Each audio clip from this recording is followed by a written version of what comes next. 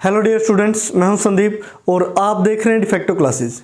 Dear students, previous video में हम exercise 6.5 start कर चुके थे और उसके क्वेश्चन नंबर 1, 2, 3 तक हमने कंप्लीट किए थे भी।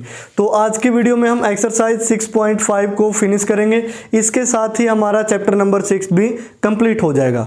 तो डियर स्टूडेंट्स, अगर आपको वीडियो पसंद आती है तो वीडियो को लाइक करके जरूर जाया करें।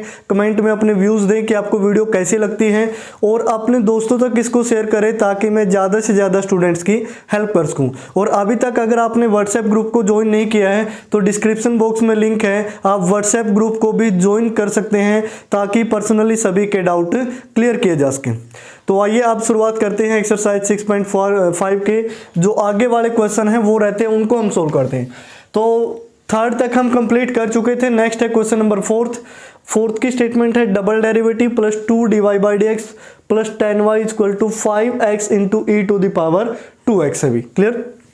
आप देखो राइट हैंड साइड फिर चेक करेंगे, x e to the power -2x यानी कि फाइनाइट नंबर ऑफ डेरिवेटिव हम निकाल सकते हैं। तो जो हमारा फर्स्ट स्टेप रहता है इसको हम इक्वेशन नंबर 1 मान लेते हैं। इसकी सिंबॉलिक फॉर्म निकालते हैं अभी। This symbolic form of the given equation. तो गिवन इक्वेशन की जो सिंबॉलिक फॉर्म बनेगी वो बनेगी d² plus 2d plus 10 into y equal to होगा 5x e to the power -2x। Clear? उसके बाद अब सिंबॉलिक फॉर्म के बाद हमें चाहिए auxiliary equation. Then auxiliary equation is, जो ऑक्सिलरी इक्वेशन बनेगी वो बनेगी d² plus 2d plus 10 equal to 0। आप इसके फैक्टर देखोगे तो 10 आपकी मल्टीप्लाई आना चाहिए, 2 एडिशन आना चाहिए। तो ऐसा कोई फैक्टर नहीं बनेगा, तो हम क्वाड्रेटिक फॉर्मूले से वैल्यू निकाल लेते हैं। -b प्लस माइनस b² -4 ऐसे करोगे तो 40 under the root upon 2a यानी कि 2। तो यहाँ से वैल्यू आई -2 प्लस माइनस 36 का अंडर रूट 6 और नेगेटिव है तो साथ में क्या लगेगा आयोटा अपॉन 2। तो अलग अलग से डिवाइड करोगे ये आएगा -1 प्लस -3 आयोटा, इनकी रूट हो गए इमेजिनरी और डिफरेंट।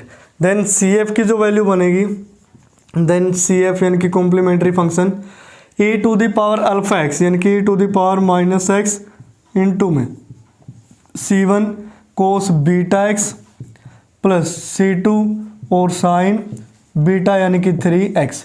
तो ये बना भी कॉम्प्लीमेंट्री फंक्शन। अब ध्यान से देखिए, कॉम्प्लीमेंट्री फंक्शन में कोई भी ऐसी टर्म नहीं है जो राइट हैंड साइड की टर्म हो। क्लियर? तो यहाँ हम लिखते हैं there are no terms present in CF of the right hand side. यानी कि अपनी लैंग्वेज में कुछ भी लिख सकते हो आप कि राइट हैंड साइड की कोई भी टर्म CF के अंदर प्रेजेंट नहीं है। उसके बाद हम सपोज कर लेते हैं लेट द पर्टिकुलर इंटेग्रल, कि जो पर्टिकुलर इंटेग्रल है ऑफ इक्वेशन फर्स्ट, तो इक्वेशन फर्स्ट का जो पर्टिकुलर इंटेग्रल होगा उसको हम yp मान लेते हैं। और अब देखो x की और e टू द पावर जो भी है 2x हो 3x हो, इसे कोई इफेक्ट नहीं पड़ेगा। अगर ये दोनों मल्टीप्लाई में हो, आपको टेबल में से याद होना चाहिए, तो हमें कैसे सपोज करना पड़ता है। फर्स्ट हम सपोज करते हैं a1 और x के साथ e to the power -2x, यानी कि एक बार तो ये दोनों मल्टीप्लाई में आते हैं, प्लस फिर a2, अब x नहीं आता, इसके साथ क्या आता है e to the power -2x। ये रूल आपको याद रखने पड़ेंगे भी। तो ये हो गया yp। अब हमें करना है डेरिवेटिव, यानी कि डेरिवेटिव ऑफ yp। तो यहाँ से देखिए इसका डेरिवेटिव करेंगे, इसमें लगना है भी प्रोडक्ट रूल। तो यानी कि जब प्रोडक्ट रूल लगाओगे तो a1 तो एज इट इज कॉन्स्टेंट है। अब देखो x as it is e to the power -2x का डेरिवेटिव ये अपॉन -2, ओ सॉरी आगे क्या आएगा -2, डेरिवेटिव करना है, यानी कि इसको मैं लिख सकता हूँ -2x e to the power -x। तो उसके बाद अब e to the power -2x as it is x का डेरिवेटिव हो गया 1, तो ये ब्रैकेट क्लोज। उसके बाद अब a2 इसका डेरिवेटिव करोगे -2 आगे आएगा तो -2 a2 e to the power minus का 2x, ये एज इट इज हो गया। तो ये हुआ हमारा फर्स्ट डेरिवेटिव। अब फर्स्ट डेरिवेटिव है तो इसके साथ ये a1 लगेगा, या फिर चलो बाद में लगा लेते हैं। यहाँ से आप लिखोगे डेरिवेटिव ऑफ yp, इसकी मल्टीप्लाई कर ही लेते हैं, तो ये -2a1 x e to the power -2x plus, आप देखो ये बना a1 e to the power -2x -2a2 और e to the power -2x। अब हमें करना है भी इसका डबल डेरिवेटिव। डबल डेरिवेटिव यानी कि डी स्क्वायर वाई पी, देखते हैं क्या बनेगा। अगेन प्रोडक्ट रूल लगाओगे तो -2a1, ये तो बाहर as a constant x as it is, और इसका डेरिवेटिव क्या बनेगा -2 और e to the power -2x। उसके बाद plus e to the power -2x as it is, और x का डेरिवेटिव क्या हो गया 1, तो ये हुई ब्रैकेट क्लोज। अब इसका डेरिवेटिव करना भी a1 e to the power -2x का, तो -2 आगे, यहाँ से a1 e to the power -2x। अब इसका डेरिवेटिव दोबारा फिर करना, -2 आगे आएगा तो minus plus 4a2 e to the power minus का 2x, तो ये हो गया डबल डेरिवेटिव। अब इसको हमें इस फॉर्म में लेके आना है भी डी स्क्वायर, इनकी डबल डेरिवेटिव लिखना है।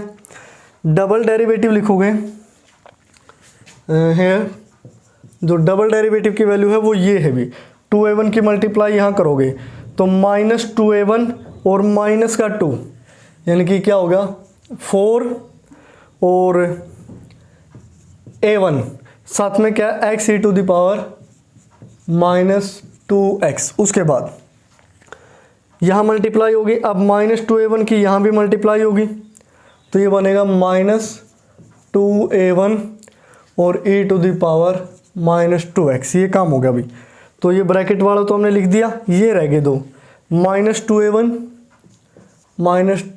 e to the power -2x और plus 4a2 e to the power -2x, तो डबल डेरिवेटिव लिख दिया। उसके बाद लिखना है 2 × में सिंगल डेरिवेटिव, तो सिंगल डेरिवेटिव ये है, इसकी मल्टीप्लाई हमें किसके साथ करनी है 2 से। 2 से करोगे तो माइनस का 4a1 x e to the power -x minus का 4a1 x e to the power -2x, तो ये इसकी 2 से मल्टीप्लाई कर दी। अब इसकी 2 से मल्टीप्लाई करोगे तो ये क्या बनेगा प्लस 2a1 और e to the power minus का 2x, और 2 से करोगे तो -4a2 e to the power minus का 2x, ये होगा अभी।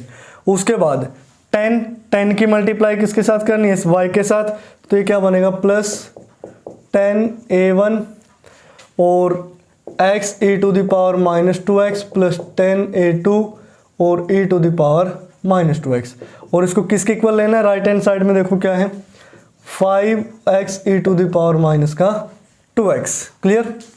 अब यहाँ से देखिए इसको सोल्व करते हैं, ये है माइनस का 4a2 e to the power -2x और ये है प्लस का, ये तो हो गए भी कैंसिल, ठीक है ना, ये हुआ कैंसिल।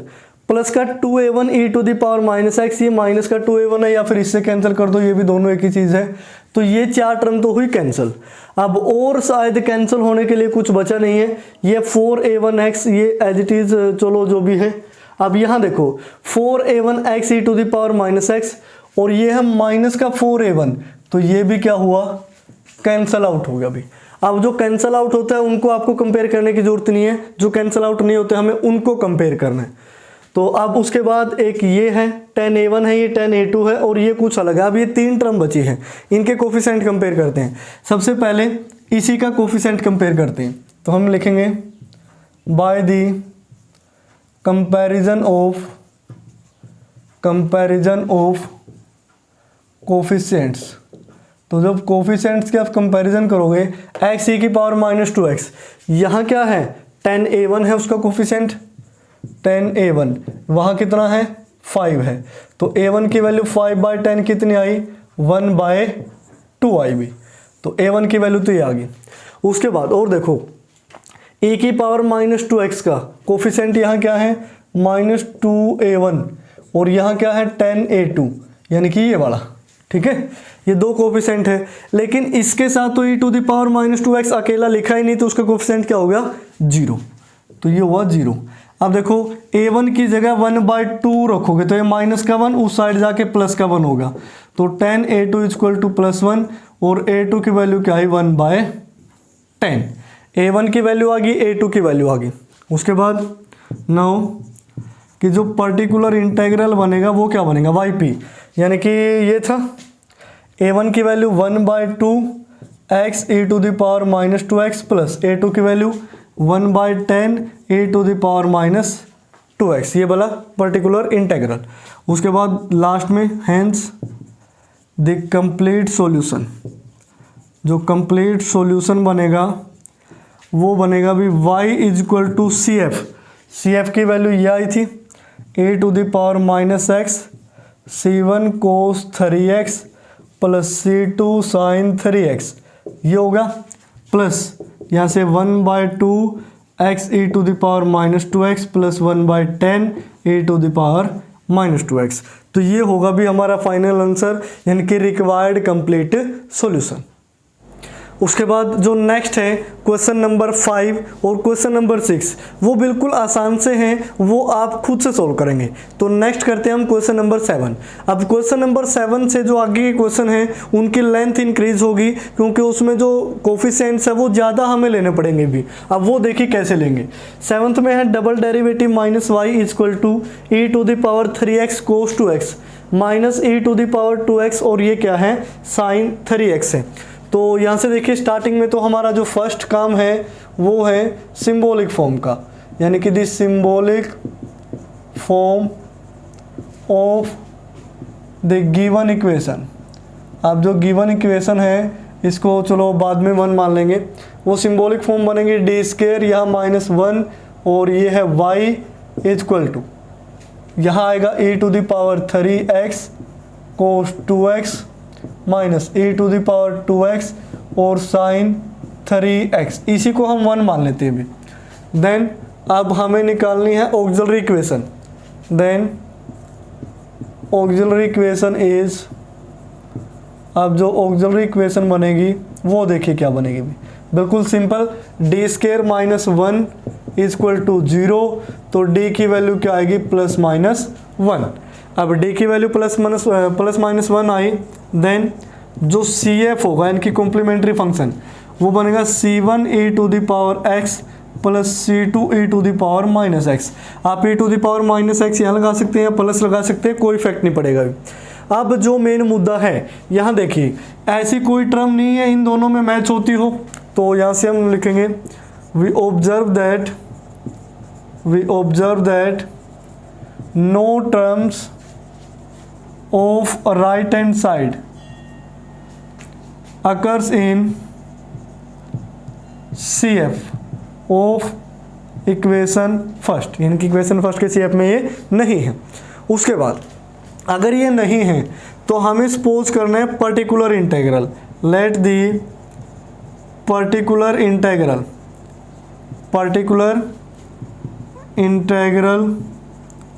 इज, तो पर्टिकुलर इंटेग्रल यानी कि yp क्या बनेगा वो देखिए।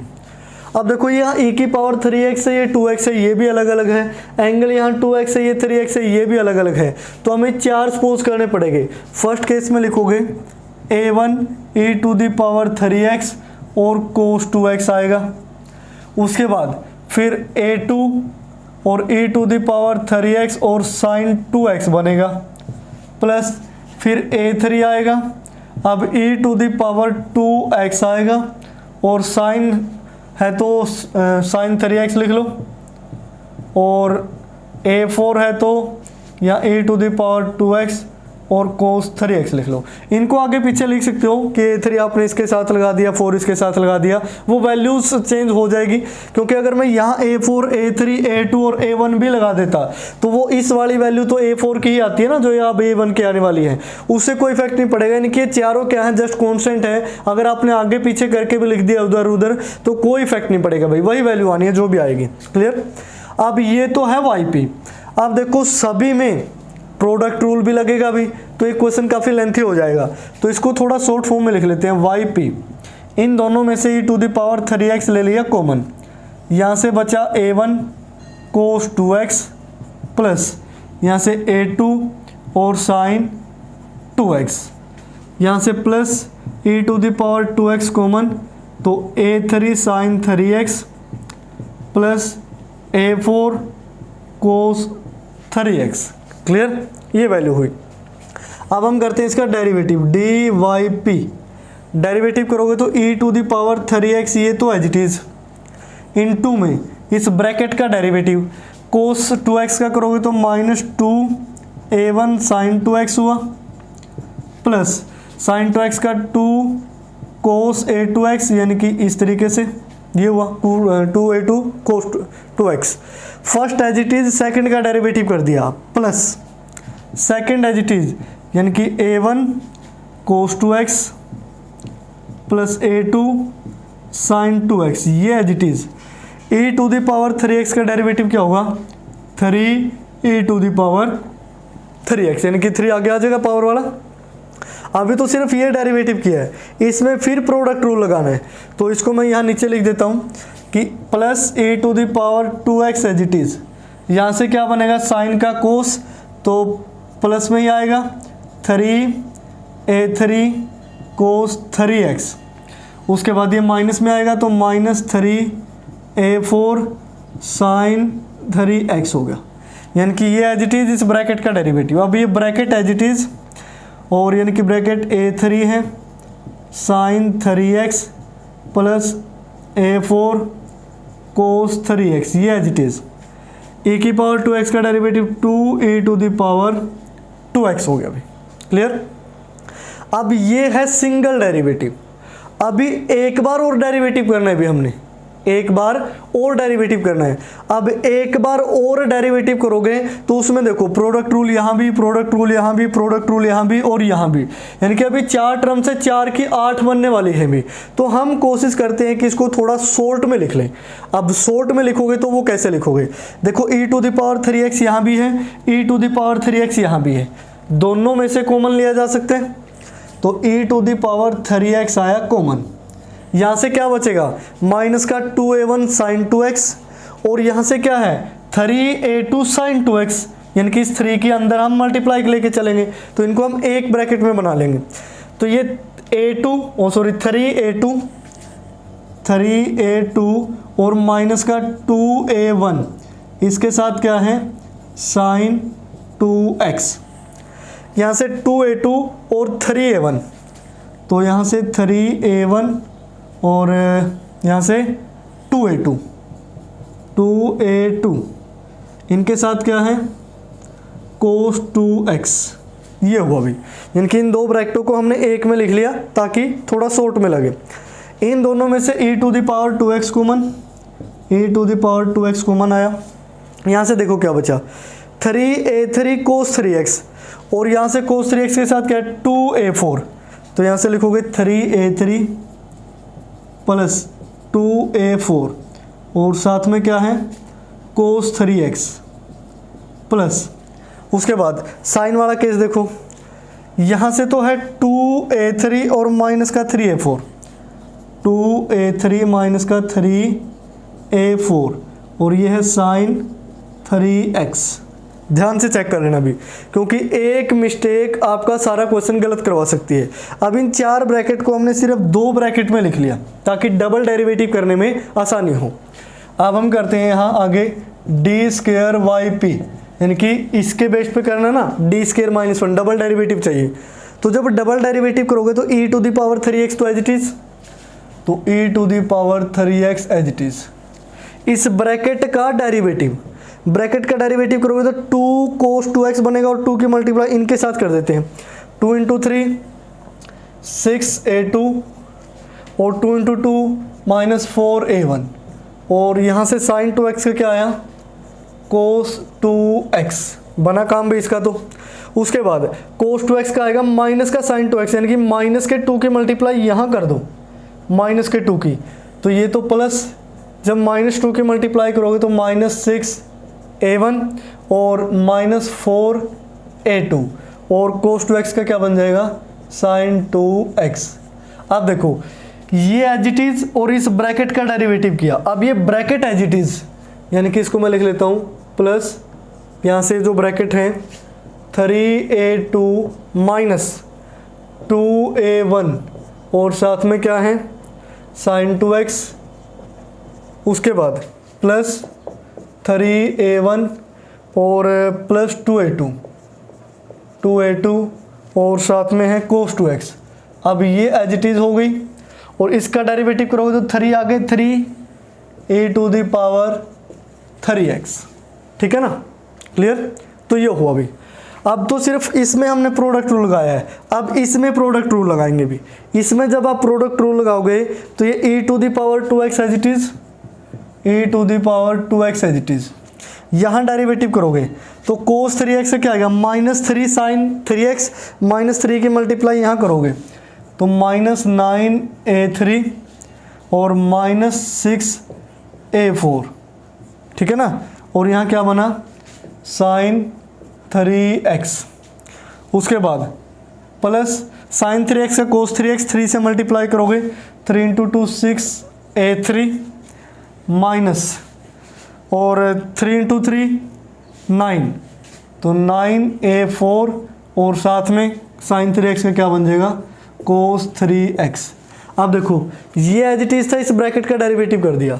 अब इसका डेरिवेटिव आएगा 2e⁻2x और ये ब्रैकेट एज इट इज, यानी कि 3a3 प्लस 2a4, इसके साथ है cos 3x प्लस यहाँ से 2a3 और माइनस 3a4 और इसके साथ है sin 3x, ठीक है ना।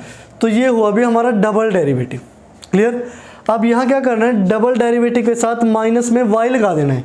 तो मैं यही सोल्व कर देता हूँ इसको कि ये जो साइड है डबल डेरिवेटिव और -1, ये तो देखो डबल डेरिवेटिव यहाँ कंप्लीट हो गया, आप वीडियो पॉज करके देख सकते हैं। अब इसी को मैं किस फॉर्म में लिख लेता हूँ कि डबल डेरिवेटिव -1 और ये yp, इसकी वैल्यू क्या आएगी, तो इसमें से माइनस करना पड़ेगा ये yp। जब माइनस करोगे तो ये क्या बनेगा, यहाँ से उस नेगेटिव की मल्टीप्लाई यहाँ कर दो तो ये बनेगा प्लस e⁻3x और ये माइनस का a1 cos 2x minus a2 sin और 2x, यहाँ नेगेटिव लगाओगे तो इसको तो प्लस ही रखो e⁻2x, ये बना -a3 sin 3x और उसके बाद है -a4 और cos 3x, ये होगा अभी, ठीक है। यानी कि d² -1 yp की वैल्यू आई। अब देखो जो d² -1 yp इस फॉर्म में है वो किसके इक्वल है, इस वाली साइड के इक्वल है। तो इसको हम किसके इक्वल लिखते थे, यहाँ इक्वल लिखेंगे e⁻3x और cos 2x के माइनस e⁻2x और sin 3x के, ठीक है ना। क्योंकि इस इक्वेशन से और इस इक्वेशन से दोनों साइड्स क्या होंगे इक्वल, ये आप लिख दिया करें अभी। तो ये सारा कुछ इसके इक्वल आ गया। अब इसमें से हमने कंपेयर करने हैं coefficient by the comparison of coefficients. अब कोफिशिएंट की कंपैरिजन करेंगे भी। अब यहाँ है मेन काम, यानी कि यहाँ छोटी सी मिस्टेक आपकी सारी मेहनत को ख़राब कर सकती है भी। अब यहाँ देखो a⁻3x और cos 2x का कोफिशिएंट यहाँ क्या है 1 है, ऊपर वाले में देखते हैं। e⁻3x के साथ क्या है cos 2x, यानी कि इस फर्स्ट टर्म में आएगा कि नहीं आएगा, तो इसका कोफिशिएंट क्या है, यहाँ से मैं अलग लिख लेता हूँ 6a2 माइनस का 4a1, ठीक है, ये हो गया। उसके बाद इस पे मैंने टिक कर दिया, यहाँ sin 2x है, हमें सिर्फ cos 2x चाहिए, ये भी sin 2x है, ये cos 2x है, यहाँ पे आएगा। अब ये यहाँ 3 भी है तो 3 की यहाँ मल्टीप्लाई होगी जब कोफिशिएंट बनेगा, तो 3 × 3 9a1, 3 × 2 6a2, ये होगा। अभी मैंने टिक कर दिया है जिसको हमने कंपेयर कर लिया। अब cos 2x वाला यहाँ 3 है, यहाँ 3 है, यहाँ 3 है, यहाँ 3 है। cos 2x एक ये है भी cos 2x, यानी कि माइनस का a1, माइनस का ओनली a1, यहाँ नहीं है cos 2x, यहाँ भी नहीं है, तो ये सारे कोफिशिएंट कंपेयर कर दिए, एक टिक मैंने यहाँ लगा दिया। तो कितने थे ये 2, 2, 4 और एक 5, 2, 2, 4 और एक 5, क्लियर। यहाँ इसका कोफिशिएंट क्या था e⁻3x और cos 2x का, तो दिस मीन्स ये 1 था, तो यहाँ पे इक्वल टू ये क्या लिखा जाएगा 1। अब इनको देखो कैंसिल आउट वगैरह करो, 9 - 4 किया तो 5 और 5 - 1 किया तो 4, तो 4a1, यहाँ से 6 और 6 12, a2 इक्वल टू क्या आया 1। अब ये एक इक्वेशन बन गई भी, ठीक है ना, इसको हम इक्वेशन स्टार मान लेते हैं, क्लियर, क्योंकि अभी वैल्यू तो निकलेगी नहीं। अब कंपेयर करते हैं हम सेकंड वाला e⁻2x के साथ sin 3x। e⁻2x फर्स्ट में तो है ही नहीं ना, सेकंड में e⁻2x है, इसमें e⁻2x है और साथ में क्या आना चाहिए sin 3x, तो sin 3x यहाँ आ रहा है अभी e⁻2x के साथ sin 3x, तो ये बनेगा -9a3 -6a4, ये होगा। उसके बाद देखो e⁻2x के साथ sin 3x ये आ रहा है अभी, ये वाला, और इसका 2 यहाँ मल्टीप्लाई में जाएगा, तो 2 × 2 प्लस का 4a3 और 2 × 3 6a4, यानी कि इस 2 की मल्टीप्लाई हम यहाँ करेंगे, तो e⁻2x sin 3x हो गया। अब देखो और कहाँ sin 3x है, ये रहा sin 3x और e⁻2x भी है, तो माइनस का ये क्या आएगा a3 और इसका कोफिशिएंट क्या है यहाँ -1, तो ये होगा। अब देखते हैं क्या बनता है भी, ये a3 और a4 में है -9 और -1, -10 और +4, तो -6a3 बचा, 6 और 6 -12a4 बचा इक्वल टू -1, तो नेगेटिव ले लेते हैं कॉमन, तो ये क्या बनेगा 6a3 + 12a4 इक्वल टू +1 भी। इस इक्वेशन को हम मान लेते हैं डबल स्टार, ठीक है, कुछ भी नाम दे सकते हैं, तो वैसे लिख रहा हूँ मैं। तो दो की कंपैरिजन होगी। अब ये कोफिशिएंट कितने हैं, 4 है, a1 है, a2, a3 और a4, तो इक्वेशन भी तो 4 आनी चाहिए तभी वैल्यू निकलेगी। 2 से तो देखो इसमें a1 a2 है, इसमें a3 a4 है, वैल्यू नहीं निकल पाएगी। अब जिनको हमने कंपेयर किया था उस पर मैंने टिक लगा दिया है। अब यहाँ जो भी है इनके कोफिशिएंट हमने ले लिए, बाकी सभी के कोफिशिएंट क्या बनेंगे 0। तो अब कंपेयर करते हैं sin 2x और e⁻3x वाली टर्म, e⁻3x के साथ sin 2x, क्योंकि cos 2x तो हमने स्टार्टिंग में कंपेयर कर लिया, तो e⁻3x और sin 2x के साथ यहाँ क्या है। अब इसको मैं हटा देता हूँ, इसका कोई काम नहीं है, यहाँ पे देख लेना क्या लिखा था यहाँ। तो यहाँ पे बनेगा -6a1 और -4a2, ये हो गया, तो इस पर टिक मार्क लगा देते हैं। e⁻3x के साथ sin 2x, ये ध्यान रखना, तो यहाँ e⁻3x के साथ sin 2x ये भी है, इस पर टिक लगा देते हैं। 3 की यहाँ मल्टीप्लाई होगी, 3 × 3 9a2 और 3 × -2 6a1, ये हो गया। अब देखो और sin 2x कहाँ है, यहाँ तो 3 है, यहाँ भी 3 है, sin 2x है लेकिन साथ में e⁻3x होना चाहिए, ये वाला है, तो इसमें कोफिशिएंट क्या है माइनस का a2 और इक्वल टू क्या है 0, क्योंकि आगे तो sin 2x है ही नहीं कहीं, ठीक है ना, तो ये हो गया 0। अब अगर ये 0 हो गया तो इसको सोल्व कर लेते हैं। a1 देखो कितने हैं, -6 और -6, -12a1, -4 और -6, सॉरी -4 और ये है -1, -5, 9 - 5 4a2 इक्वल टू क्या है 0। -4 कॉमन ले लो तो 3a1 माइनस और ये a2 इक्वल टू क्या बनेगा 0। अब इन दोनों इक्वेशन को चेक करो, ये है ट्रिपल स्टार मान लेते हैं इसको, ठीक है ना, ट्रिपल स्टार इक्वेशन है। ये a1 a2 के अंदर है, ये भी a1 a2 के अंदर है, दोनों की वैल्यू निकाली जा सकती है। चलो पहले इसी को सोल्व कर लेते हैं। तो यहाँ से 3a1 की वैल्यू क्या आएगी a2, या फिर a2 की जगह मैं क्या लिख सकता हूँ, ये 3a1 इक्वल टू क्या बना a2। अब ये जो a2 की वैल्यू आई है वो सिंगल स्टार इक्वेशन के अंदर पुट कर देते हैं भी। अब यहाँ से इसको मैंने रफ करना पड़ेगा भी, क्योंकि इसका कोई काम नहीं है, अब जो काम है वो हमारा वहाँ पे स्टार्ट हो चुका है भी, तो इसको रफ करना पड़ेगा ताकि यहाँ पे मैं इक्वेशंस को सोल्व कर सकूँ भी। क्लियर। अब देखो हमें वैल्यू पुट करनी है, जब आप वैल्यू पुट करोगे तो a2 की जगह अपने 3a1 रखना है। ये क्या था, इसको भी अलग कर लेते हैं यहाँ पे, ठीक है ना। ये है 4a1, 4a1, a2 की जगह 3a1 रखोगे, 3 इंटू 12 36, तो 36a1 इक्वल टू आया 1, ये हो गया 40, तो a1 की वैल्यू ये 1 बाय क्या आई 40, इस पे फोकस करना, भी ये 1 बाय 40 आ गई। a1 की वैल्यू 1 बाय 40 यहाँ पुट करोगे तो a2 की वैल्यू क्या आएगी, 1 बाय 40 पुट किया तो a2 की वैल्यू आई 3 बाय में 40, तो ये दो वैल्यू आ गई भी a1 a2 की। लेकिन हमें a3 a4 की ओर निकालनी है, उसके लिए एक और कंपैरिजन रहती है।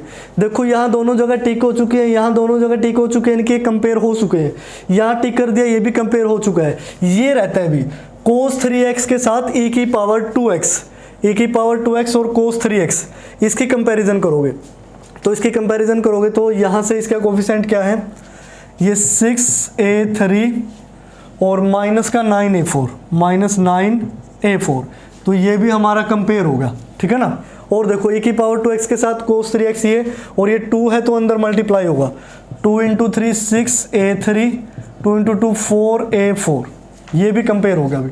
और देखो यहाँ डबल टिक लगा हुआ है, ये रह गया, तो माइनस का क्या आएगा a4, माइनस का a4 और कोफिशिएंट क्या है 0।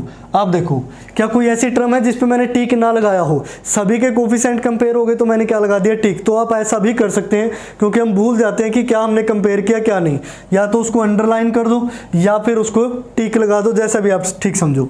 अब देखो a3 काउंट करें तो ये सिर्फ 2 ही हैं, 6 और 6 हो गए 12, तो a3 माइनस 9 माइनस 1 माइनस 10 और प्लस 4, तो माइनस 6a4 इक्वल टू 0। तो माइनस 6 से डिवाइड कर दो, 6 से डिवाइड करोगे तो 2a3 minus a4 equal to 0, तो 2a3 इक्वल टू क्या आया a4, a4 की वैल्यू 2a3 आई। तो अब इसको डबल स्टार इक्वेशन में पुट कर देते हैं, ये आई थी जो, ठीक है ना। अब 6a3 तो as it is, 6a3 as it is. अब उसके बाद प्लस में a4 की जगह 2a3 पुट करोगे तो 12 इंटू 2 24, और ये हो गया a3 इक्वल टू क्या आया 1, तो 24 और 6 30 डिवाइड में जाएगा, तो a3 इक्वल टू 1 बाय 30। एक वैल्यू a3 की ही आगे भी, a3 की वैल्यू ये वापस से यहाँ पुट करोगे 1 बाय 30, तो 1 बाय 30 करोगे तो 2 पे कैंसिल होगा, तो यहाँ से a4 की वैल्यू क्या आएगी 1 bye 15। a1 a2 a3 a4 चारों वैल्यू आ चुकी है अभी। तो हम यहाँ से लिखेंगे हेयर जो हमारा पी बनेगा। अब पी आपको ध्यान में रहना चाहिए, मैंने यहाँ वाई पी क्या लिखा था मेरे को तो ध्यान में है। पी हमने लिखा था कि ए की पावर यहाँ स्टार्टिंग में क्या था, ए की पावर 3x हमने कॉमन लिया था, और a1 के साथ क्या था cos 2x, a1 के साथ है cos 2x था, और a1 की वैल्यू क्या है 1 बाय 40, 1 बाय 40 cos 2x। उसके बाद a2 के साथ क्या था sin 2x, यानी कि 3 बाय 40 और sin 2x। उसके बाद प्लस ए की पावर 2x बाद में कॉमन था, और a3 के साथ क्या था sin 3x, a3 की वैल्यू क्या है 1 बाय 30, तो 1 by 30 sin 3x, plus a4 के साथ 1 बाय 15, यहाँ पे था cos 3x। ये आपने याद रखना, मैंने yp को ही ख़त्म कर दिया यहाँ से, क्योंकि वो मेरे को याद था, आपने देखना है कि वो मैंने क्या लिखा था। अब यहाँ से देखो 40 एलसीएम, तो ये क्या बना 1 by 40 e to the power 3x, और ये बना cos 2x plus 3 sin 2x, ठीक है ना। उसके बाद प्लस इसमें से भी ये 1 बाय 30 बाहर लिख लो, 1 by 30 e to the power 2x, 1 by 30 common लिया तो यहाँ से क्या बना sin 3x, और यहाँ से 2 लग जाएगा, यानी कि 2 cos 3x, क्योंकि 2 की 1 बाय 30 के साथ करोगे 1 बाय 15। तो ये वैल्यू आई भी पी आई की, ठीक है ना, और ये वैल्यू किसकी आई है सी एफ की। अब इन दोनों को क्या कर देना है plus, hence the complete solution, hence the complete solution, वो क्या बनेगा y इज इक्वल टू, यानी कि मैं सिर्फ ये लिख के छोड़ देता हूँ C F plus P I. C F आपका ये रहा भी, और पी आई आपका ये रहा, ये मैंने कॉमन वगैरह लेके लिख दिया है, यानी कि इस गोलदारे को आपने प्लस करके लिख देना है भी। तो ये था आपका क्वेश्चन नंबर 7। अब थोड़ा सा टिपिकल होना लगा है क्वेश्चन है जो, यानी कि थोड़ी लेंथ लेने लगा है, इस वजह से आपको हो सकता है कि यहाँ कंपैरिजन में कंफ्यूजन हो। बस यहाँ कंपैरिजन अगर सही होगी तो आगे तो कुछ लिखना ही नहीं, डायरेक्ट वैल्यू ही तो पुट करनी है। अगर यहाँ कंपैरिजन गलत है, दिस मीन्स वो सारा का सारा क्वेश्चन गलत हो जाएगा। उसके बाद नेक्स्ट है क्वेश्चन नंबर 8 की स्टेटमेंट है double derivative -3 into single derivative plus 2y equal to क्या है 4x²। तो यहाँ से देखिए इसकी सिंबॉलिक फॉर्म लिख लेते हैं। द सिंबॉलिक फॉर्म, अब जो इसकी सिंबॉलिक फॉर्म बनेगी वो देखिए, वो बनेगी d² - 3d plus 2 into y, right side में है 4x²। अब हमें निकालनी है auxiliary equation. Then auxiliary equation is, जो ऑक्सिलरी इक्वेशन बनेगी वो देखिए क्या बनेगी भी। ऑक्सिलरी इक्वेशन है d² - 3d plus 2 equal to 0। तो मल्टीप्लाई 2 और ये माइनस का 3 आना चाहिए, तो -1 और -2, तो फैक्टर बनेंगे d - 2 और d - 1 इक्वल टू 0। तो d की दो वैल्यू आई, एक 2 और एक 1। तो अब हम निकालते हैं कॉम्प्लीमेंट्री फंक्शन। कॉम्प्लीमेंट्री फंक्शन क्या होगा, c1 e to the power 2x plus c2 e to the power x। अब ऐसा तो कोई राइट हैंड साइड में है ही नहीं यहाँ पे, तो हम यहाँ लिखेंगे we observe that no terms of right hand side, इसको इक्वेशन 1 मान लेते हैं, of equation 1 occurs in CF, यानी कि CF के अंदर वो है ही नहीं भी। तो अब क्या करते हैं, PI को सपोज कर लेते हैं। लेट द पर्टिकुलर इंटेग्रल, हम मान लेते हैं कि जो पर्टिकुलर इंटेग्रल है ऑफ इक्वेशन फर्स्ट, वो क्या है yp इक्वल टू क्या होगा। आप देखो अगर x² की फॉर्म में हो ना, इनकी x की पावर n, वो टेबल में फर्स्ट ही सीरियल नंबर में लिखा था, तो उसको हम क्या मानते हैं कि a1x² plus a2x plus a3, यानी कि कॉन्स्टेंट तक लेके जाते हैं इसको भी। तो अब क्या करते हैं, डेरिवेटिव dyp, डेरिवेटिव करोगे तो 2 आगे आएगा, 2a1x प्लस ये ओनली a2 बनेगा x का 1 और a3 का तो क्या हो जाएगा 0। उसके बाद डबल डेरिवेटिव करोगे तो x का हुआ 1, तो ये क्या बना 2a1 और a2 कॉन्स्टेंट है तो 0 हो गया। ये बिल्कुल सिंपल सी फॉर्म बनी। अब हमें चाहिए d² - 3d।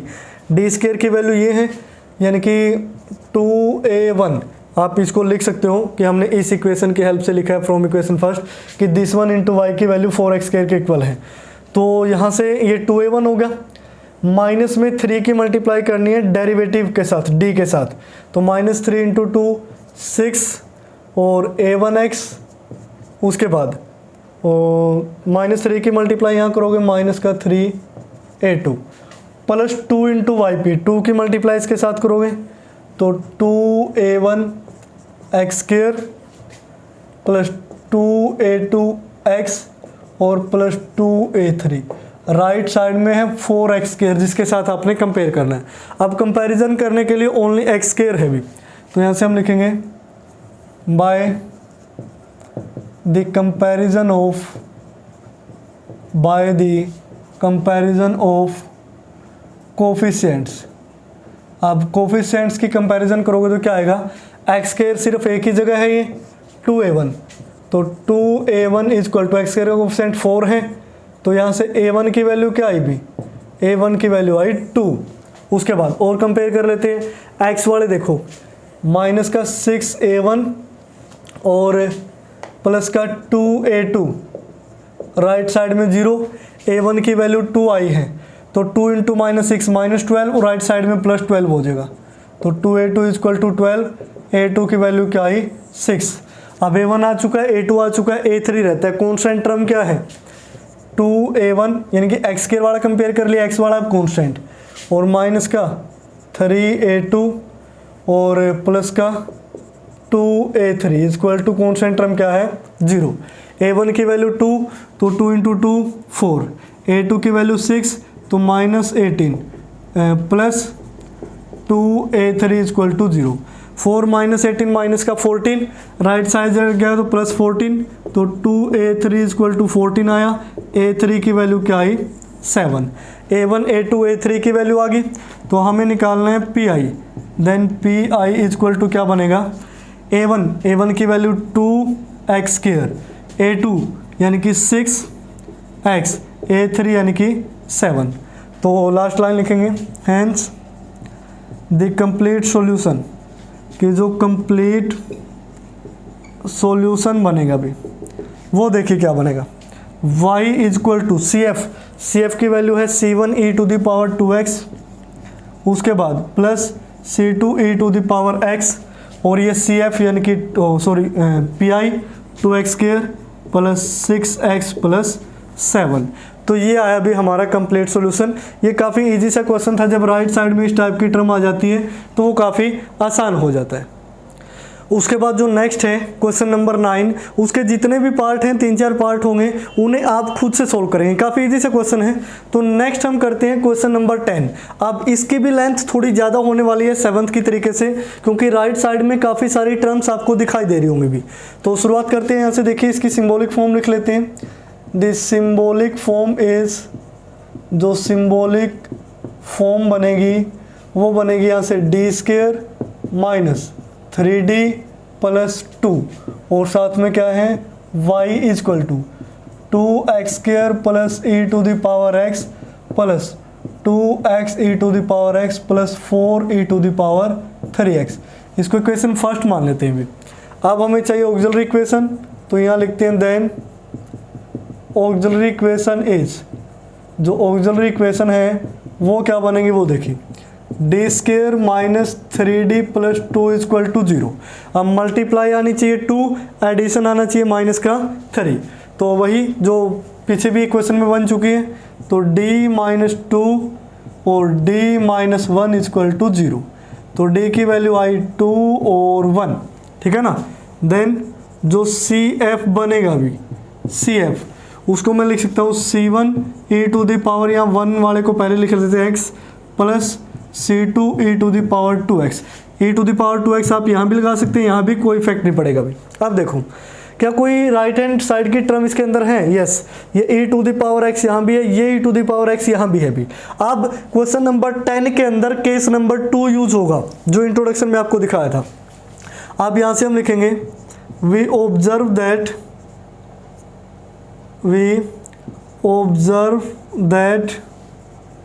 e to the power x occurs in both, यानी कि right hand side and CF of equation 1, यानी कि CF में भी है और किस में है, राइट हैंड साइड में भी है।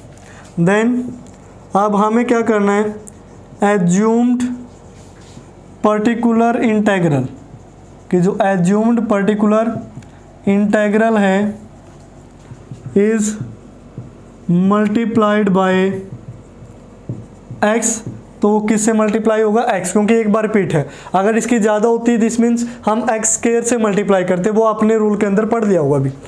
तो यहाँ से जो yp बनेगा, तो हम मान लेते हैं let pi is yp equal to, अब ये x² वाला केस तो वही, यानी कि a1 x² plus a2x plus a3, जैसे प्रीवियस क्वेश्चन में किया था 8th में। e की पावर x यहाँ है, तो इसके साथ क्या मल्टीप्लाई होगा, x, यानी कि a4x e to the power x, आप इस तरीके से लिखेंगे। उसके बाद इसके साथ e की पावर x यहाँ भी है, तो x की मल्टीप्लाई यहाँ भी होगी, तो a5x² e to the power x, और लास्ट वाला तो अलग है, a to the power 6 e to the power 3x ही होगा भी।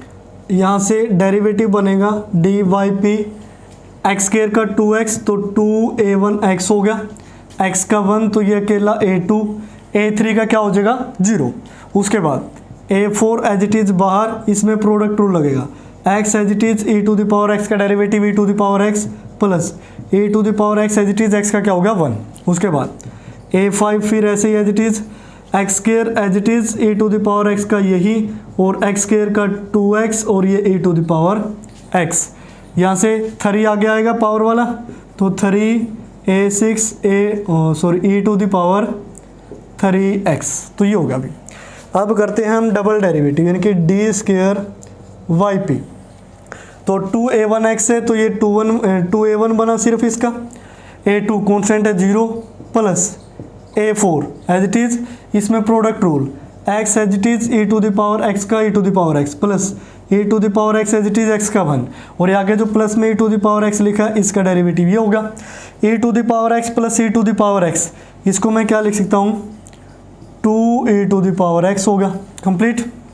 अब उसके बाद a5, यहाँ से फिर product rule, x square as it is e to the power x का derivative e to the power x plus x square का 2x e to the power x होगा।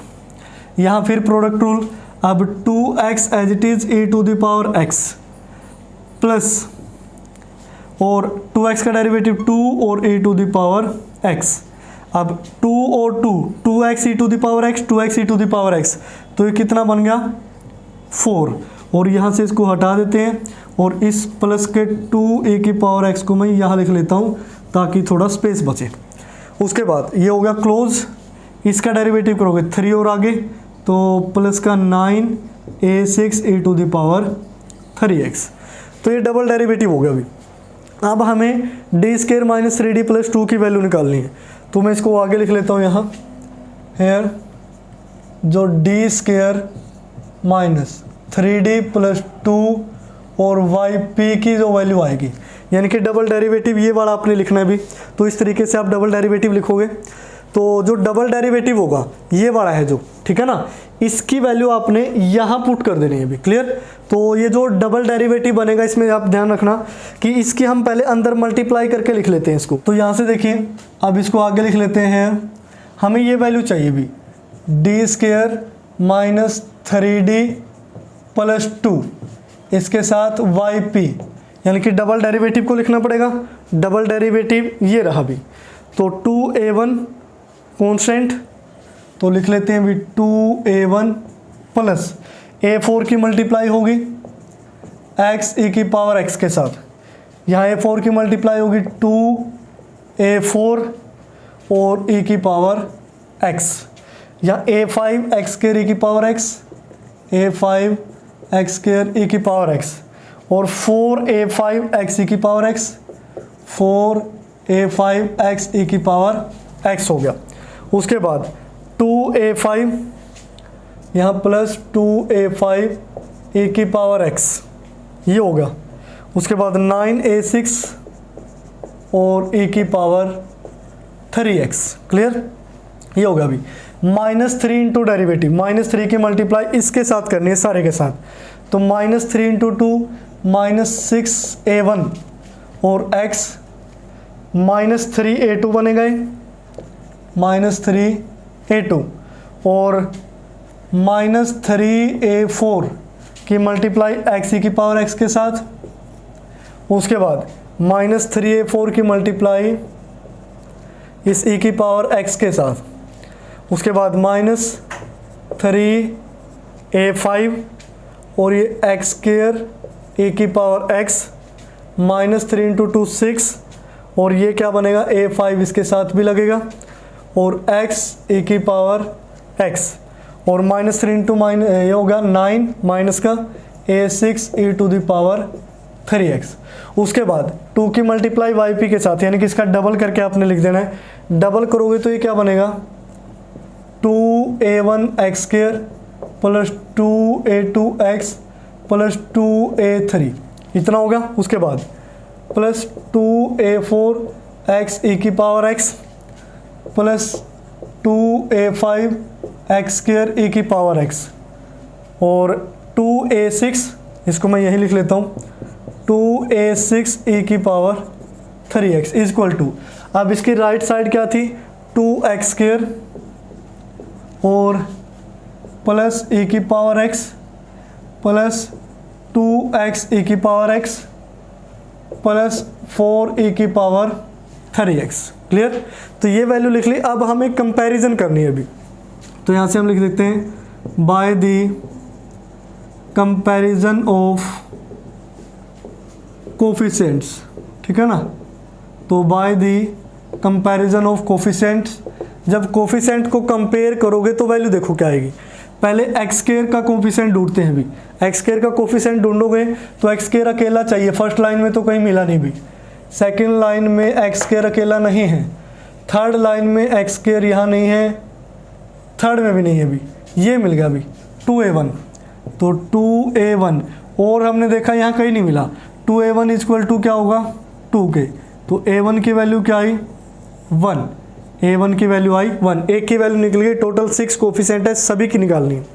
उसके बाद अकेला a की पावर x देखते हैं, अकेला a की पावर x ये रहा 2a4, टिक करते रहेंगे जहाँ भी मिलेगा, प्लस 2a5, सेकेंड लाइन में और देखते हैं, सेकेंड लाइन में अकेला a की पावर x नहीं है, ये a की पावर x था, तो उसके बाद ये रहा -3a4, उसके बाद यहाँ पे नहीं है भी, यहाँ पे भी अकेला a की पावर x अब नहीं है कहीं पे भी, a की पावर x की कोफिशिएंट यहाँ क्या है 1, तो ये 1 हो गया, तो 2 - 3 यानी कि माइनस का a4 plus 2a5 equal to 1, इसको इक्वेशन नंबर 2 मान लेते हैं क्योंकि 1 तो हम मान चुके और हमने इक्वेशन मानी नहीं। उसके बाद हम x e की पावर x को देखते हैं, अब टिक लगाते जा रहे हैं हर जगह, ये ध्यान रखना। तो अब टिक, एक टिक हो गया, 2 टिक हो गया, 3 टिक हो गए, लेकिन यहाँ वैल्यू आ गई 4। अब एक टिक देखो हमने कहाँ नहीं लगाया, ये वाला, ये टिक नहीं लगा, चलो हो गया अभी। अब x e की पावर x देखते हैं कहाँ कहाँ है, x e की पावर x एक तो ये सेकंड वाला मिला a4, x e की पावर x एक ही लास्ट वाला मिला 4a5, उसके बाद x e की पावर x एक ये मिला -3a4, x e की पावर x और एक ये रहा -6a5, और x e की पावर x और देखो कहाँ है, एक ये रहा +2a4, और उसके बाद x e की पावर x और कोई है ही नहीं, और इसका कोफिशिएंट कितना है 2। तो अब देखो एक में से 3 गया, माइनस का 2 और 2, ये तो हो गए कैंसिल, ठीक है। 4 - 6 माइनस का 2a5 इक्वल टू 2, a5 की वैल्यू क्या आई माइनस का 1, तो a5 की वैल्यू आ गई, यहाँ पुट कर देते हैं, माइनस का 1 पुट करना है भी, तो माइनस का 2 हो गया, उस साइड ऐड होगा तो 3, तो माइनस का a4 इक्वल टू 3, a4 की वैल्यू यहाँ से क्या आएगी, a4 यहाँ लिख देते हैं माइनस का 3, तो a4 की वैल्यू आई माइनस का 3, तो 3 की वैल्यू निकल चुके हैं, बाकी 3 रहते हैं अभी। अब उसके बाद देखो, अब एक इसमें ये दिख रहा है 9a की पावर 6 और 9a की पावर 6 e⁻3x, ये कैंसिल हो गया, एक प्लस एक माइनस है, तो इसका भी कोफिशिएंट हमने कंपेयर कर लिया। अब e की पावर 3x वाला ही कंपेयर करते हैं, इस वजह से मैंने इसको कैंसिल कर दिया। अब e की पावर 3x सिर्फ यहाँ पे है, तो इसको टिक कर देते हैं, तो 2a की पावर 6 इक्वल टू, और e की पावर 3x का यहाँ कोफिशिएंट कितना है 4, यहाँ पे 4 है, तो a6 की वैल्यू 4/2 क्या आई 2, a6 भी आ गया, अभी 4 आगे 2 रह गए भी हमारे। अब 2 कौन से रह गए, चारों तो ये कंपेयर हो चुके हैं, एक कॉन्स्टेंट देख लेते हैं। कॉन्स्टेंट अकेला एक तो ये 2a1 है, तो मैं यहाँ लिख देता हूँ इसको 2a1, उसके बाद और अकेला रहना चाहिए, उसके साथ कुछ भी ना हो, अकेला एक ये रहा, माइनस का 3a2 है, उसके बाद थर्ड लाइन पे आ गया, अब हम थर्ड में भी नहीं मिला, अब ये मिल गया 2a3 प्लस का है बस, और नहीं है, इसकी वैल्यू क्या होगी 0।